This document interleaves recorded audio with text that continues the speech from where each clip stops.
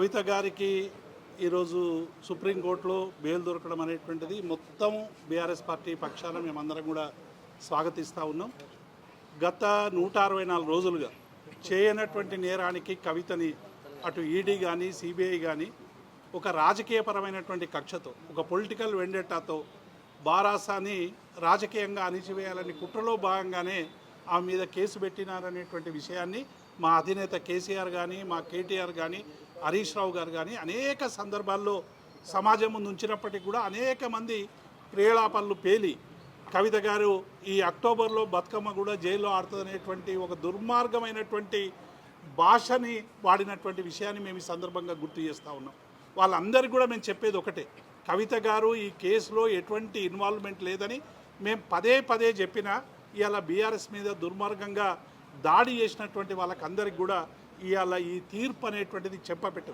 Same ఇవాళ bail ఎట్లొచ్చిందో రేపు final judgement కూడా అందులో భాగంగానే వస్తుంది.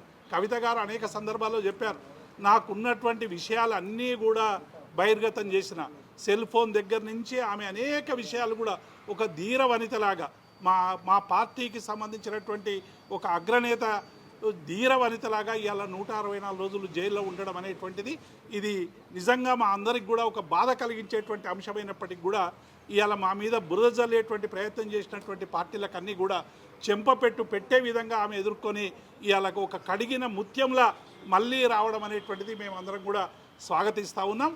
ముఖ్యంగా ఉద్యమకారులకు అందరికీ కూడా, ఎందుకంటే కవిత గారు తెలంగాణ ఉద్యమం నుండి కూడా తెలంగాణ జాగృతి సంస్థను స్థాపించి అట్లాగే భారత జాగృతి సంస్థను కూడా పెట్టి తెలంగాణ కళల్ని, తెలంగాణ అస్తిత్వాన్ని, తెలంగాణకు సంబంధించినటువంటి మరి అనేక విషయాల్ని ప్రపంచం ముందు పెట్టి బతుకమ్మ పండుగని ఒక ప్రపంచవ్యాప్తంగా చేసినటువంటి ఒక ధీర వనిత కవిత. బతుకమ్మతో పాటు మరి అనేక బరిగీసి నిలిచినటువంటి మహిళలందరినీ కూడా ఆమె తీసుకురావడం, ఇలా జాగృతికి సంబంధించిన వాళ్ళేమైనా అట్లాగే పార్టీ వాళ్ళమైనా అందరం కూడా దీన్ని స్వాగతిస్తూ ఉన్నాం.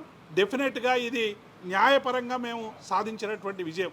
ఇల్లీగల్గా ఇవాళ కవితని వాళ్ళు 164 రోజులు వేధించినప్పటికీ కూడా లీగల్గా ఈరోజు మేము బయటకు రావడం అనేటువంటిది మా పార్టీ అంతా కూడా స్వాగతిస్తుంది అనేటువంటి విషయాన్ని మేము స్పష్టం చేస్తాం. అసలైన తొలి వెలుగు. ఫాలో వాట్సాప్ @తొలి వెలుగు అఫీషియల్.